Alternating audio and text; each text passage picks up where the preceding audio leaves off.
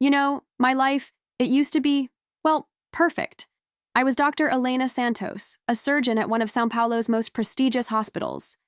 My hands, they were my instruments, precise and steady, earning me a reputation as brilliant. Everyone knew me for my dedication, my skill, and honestly, my seemingly flawless existence. I had it all, or so I believed, a charming doctor husband, Marco, by my side, and what felt like a truly close-knit team of colleagues, including the quiet, always efficient nurse, Anna. My days were a blend of intense focus in the operating room and the quiet satisfaction of making a difference. I thrived on the meticulous nature of my work, the precision, the high ethical standards that guided every decision. It was a life built on trust, respect, and a deep-seated belief in the good that we, as medical professionals, could do. I genuinely loved it, every demanding moment, every life saved. And then there was Marco. He was my anchor, my confidant, the man who made even the most grueling shifts feel worth it with just a smile. We were a team, both at home and sometimes, indirectly, at the hospital. Anna, she was part of that team too, always there, always reliable, a calm presence. I never once questioned the dynamic, seeing us all as professional, connected, and truly committed to our shared purpose in healing. But even in the most meticulously crafted lives, tiny cracks can appear, almost imperceptible at first. And for me, they did. I started noticing things, little nuances in how Marco and Anna interacted that just seemed off. A glance between them that lingered a beat too long, a hushed conversation that abruptly died the moment I walked into the room. My gut would clench, a quiet, unfamiliar unease beginning to ripple through my usually calm demeanor. It wasn't a loud, dramatic betrayal, not yet. It was more like a discordant note in the symphony of my perfect life, subtle but persistent. These weren't major red flags, not to anyone else anyway. Just a shared, knowing smile that felt a little too intimate, or a quick, almost imperceptible brush of hands in the hallway. But I knew Marco, truly knew him, like the back of my own hand. I knew the way his eyes would crinkle when he was genuinely amused, the slight tension in his shoulders when he was stressed, and I started to see those familiar cues mirrored in Anna's reactions, or directed towards Anna, in ways they never had been before. It was a slow, insidious realization, like a shadow creeping in at the edges of a bright, sunny day. The hospital, once my sanctuary, began to feel like a stage where a cruel play was unfolding, and I was an unwitting participant. I found myself replaying moments in my head, searching for clues I'd missed, for the exact point where my perfect world began to fray. The comforting smell of antiseptic now seemed to carry a hint of something sour, something dishonest. This wasn't just a fleeting suspicion, it was a creeping dread, cold and sharp, taking root deep within me, challenging everything I thought I knew about my life, my husband, and my team. Then came the moment. It wasn't a grand revelation, no dramatic confrontation, no whispered confession. It was something small, something I almost dismissed. A misplaced scarf, one of Anna's, tucked away in Marco's car, a place she had no business being. My heart, which had always beat with such a steady rhythm of purpose and confidence, suddenly felt like a trapped bird, frantic and desperate to escape my chest. A cold wave of nausea washed over me, a sensation far worse than anything I'd ever felt in the operating room. I can still recall the sterile scent of the hospital, usually a comfort, suddenly suffocating me. The bright fluorescent lights seemed to mock my newfound darkness, illuminating a truth I desperately wished wasn't there. The betrayal wasn't just a thought, it was a physical blow, a visceral shock that left me breathless. Every shared laugh, every tender touch, every whispered promise from Marco now felt like a cruel lie, echoing, hollow and sharp, in the cavern of my suddenly devastated existence. My pristine world didn't just crack, it shattered, shards of trust scattering everywhere. That night, sleep was an impossible luxury. I lay awake, staring at the ceiling, the silence of our once sacred home now deafening, amplifying the chaotic thoughts swirling in my mind. The initial shock slowly gave way to a simmering heat, a cold, hard resolve beginning to crystallize deep within me. This wasn't just about heartbreak, it was about something far more profound. It was about justice, about reclaiming what had been so carelessly taken. And in that dark, desolate hour, a new purpose, chillingly precise, began to form in the quiet recesses of my mind, pushing aside the pain, making room for a different kind of calculation. The days that followed Marco's betrayal were a blur of intense internal struggle. You know that feeling when you're just putting one foot in front of the other, pretending everything's fine, even as your world has completely imploded? That was me. At the hospital, I still moved through the corridors with the same unwavering professionalism, my surgical hands as steady as ever, my voice calm and authoritative. But beneath that pristine facade, a cold fury had taken root, deep within the shattered remnants of my heart. It was a precise, almost clinical kind of rage, far more dangerous than any volatile outburst. I was no longer just a heartbroken wife. I was a surgeon observing a pathological condition, meticulously preparing for an operation. My mind, trained to identify anomalies and exploit vulnerabilities in the human body, now turned its sharp focus to the very institution I worked for.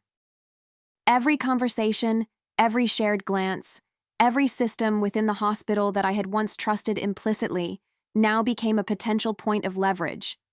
I started to see the intricate web of protocols, the confidential databases, the patient records, all of it, as a new kind of weapon, one I knew how to wield with deadly accuracy.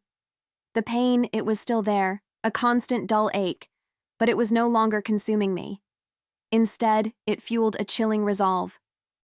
I found myself thinking with an almost detached precision, like I was diagnosing a complex medical case.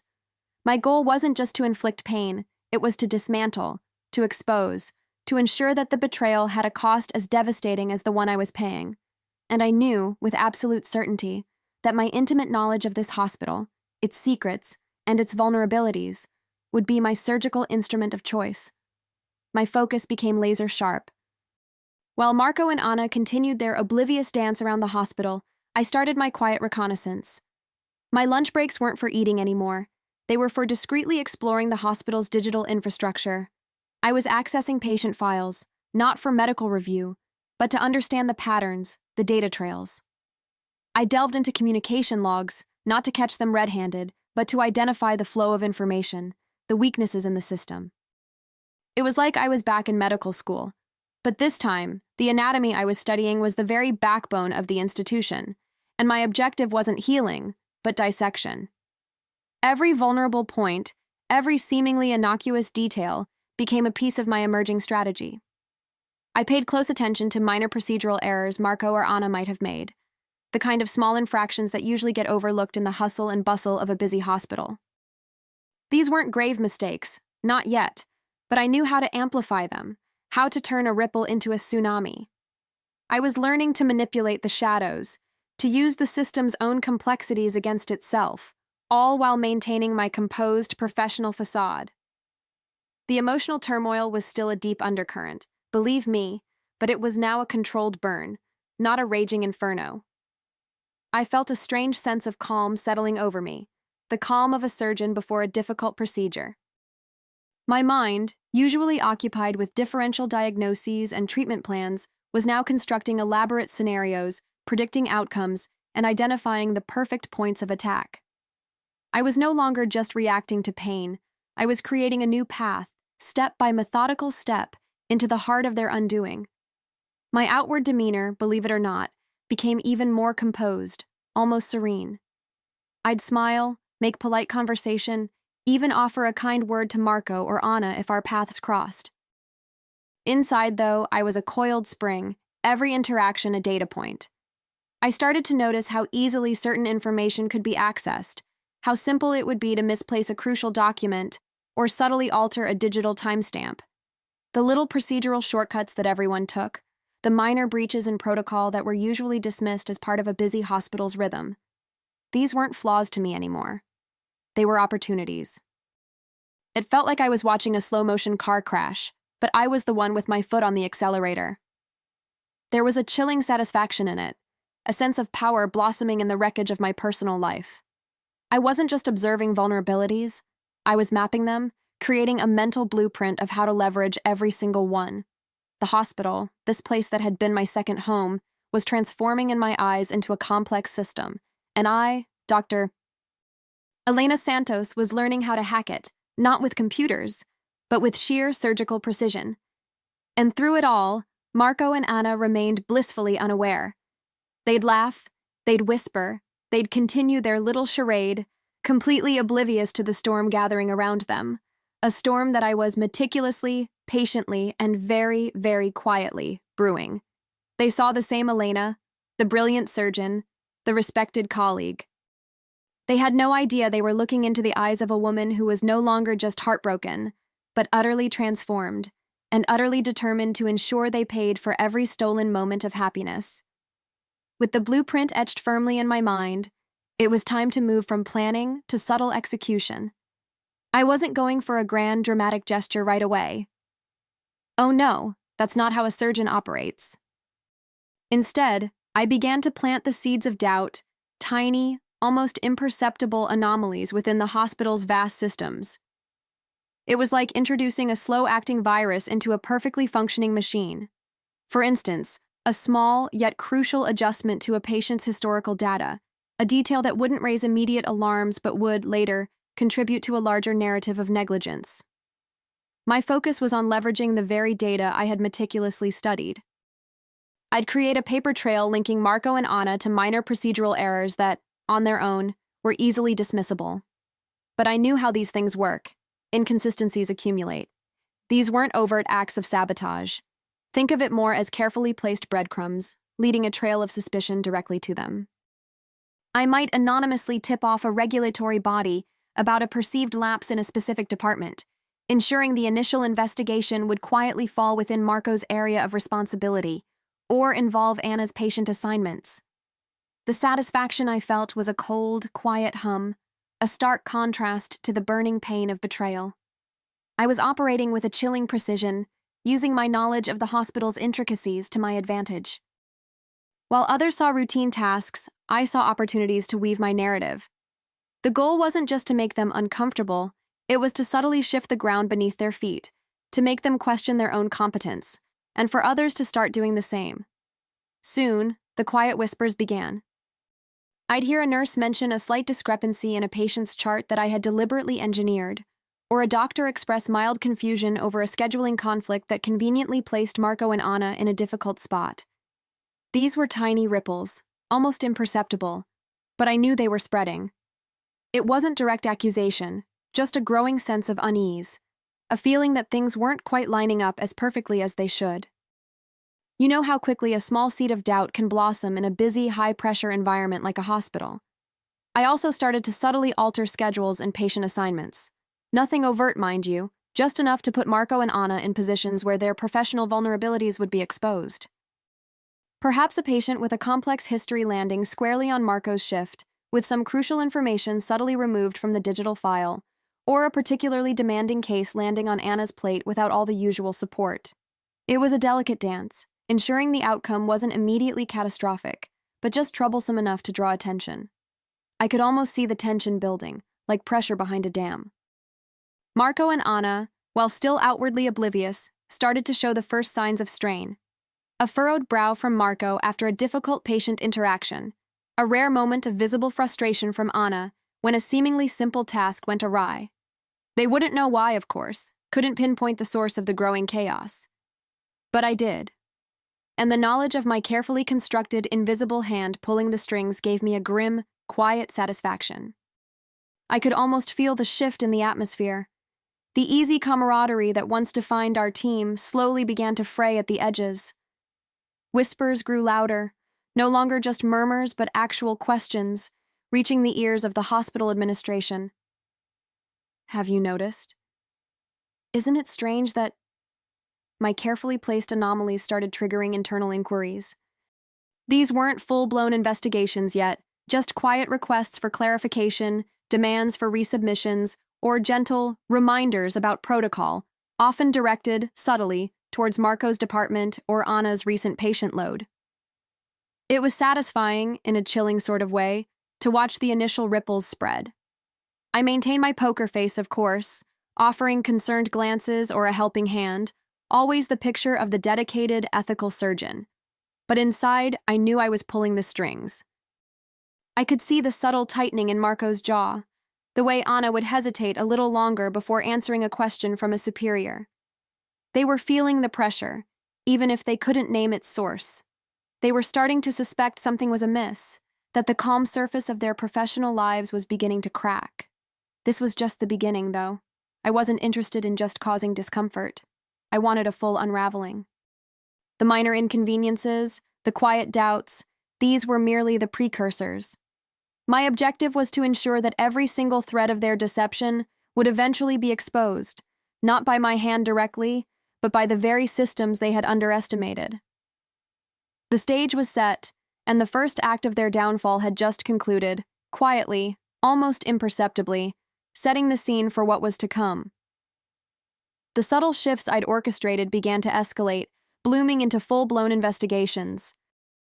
It was like watching a perfectly contained fire suddenly burst through its barriers. The small anomalies I'd planted, the seemingly minor discrepancies in records, the quietly leaked information, they weren't minor anymore. Suddenly, those careful breadcrumbs led to a feast of suspicion. The hospital's internal review board, alerted by my anonymous tips, launched official inquiries, and the targets, predictably, were Marco and Anna. Their names started cropping up in hushed conversations, not with admiration, but with growing unease and doubt. I remained the picture of the concerned colleague, offering support, shaking my head in disbelief at the unfortunate turn of events. But inside, there was a grim satisfaction. The manipulated hospital records, the ones I had so meticulously altered or nudged into plain sight, started to come to light during these inquiries. Each discovery, each inconsistency, was like a well-aimed surgical strike. The once whispered rumors transformed into concrete concerns, demanding answers that Marco and Anna simply couldn't provide without incriminating themselves further. You could almost feel the shift in the hospital's atmosphere. The quiet hum of efficiency was replaced by a palpable tension, a frantic energy as the administration tried to get ahead of the brewing storm. But every step they took, every attempt to contain the damage, inadvertently played right into my hands. My detailed understanding of their protocols and bureaucratic processes allowed me to predict their reactions, ensuring that each defensive move only pushed Marco and Anna further into the spotlight of suspicion. It was like watching a perfectly designed experiment unfold. Marco and Anna found themselves under intense scrutiny, their professional reputations, and indeed their very careers, teetering on the brink. They tried to defend themselves, of course. I could see them, flustered and increasingly desperate, attempting to explain away the inconsistencies, to justify the paperwork, to clarify the patient records. But every single attempt, every protest of innocence, only seemed to entangle them further in the web I had so carefully spun. It was quite satisfying, if I'm being honest, to watch their confident smiles falter, replaced by a growing panic in their eyes. The beauty of my plan was its self-sustaining nature. The more they tried to wriggle free, the more they highlighted the very issues I had subtly brought to the surface. One instance, I remember vividly, involved a complex patient case that Marco had managed. A detail I'd adjusted in the patient's long-term care plan, seemingly insignificant, now caused a ripple effect, leading to questions about his judgment and oversight. Anna, too, found herself caught in the crossfire, her efficiency suddenly viewed as suspicious, her quiet demeanor interpreted as secretive. The chaos spread beyond their immediate departments. The hospital, once a beacon of medical excellence in São Paulo, was now facing a public relations nightmare. The initial internal inquiries began to leak, and before long, the local media caught wind of the scandal. Suddenly, the hushed whispers inside the hospital were amplified by headlines, by news reports dissecting every single misstep and discrepancy, and all I had to do was watch, maintaining my serene, concerned facade as the infection I'd introduced began to consume everything they held dear. It became a full-blown media circus. Reporters stationed themselves outside the hospital, cameras flashing, microphones thrust at any staff member willing to talk. The very fabric of the institution, once so unshakable, was now visibly unraveling under the glare of public scrutiny. I watched, a silent observer in the eye of the storm, as the hospital administration scrambled, issuing damage control statements, conducting emergency meetings, all while inadvertently aiding my meticulously crafted plot.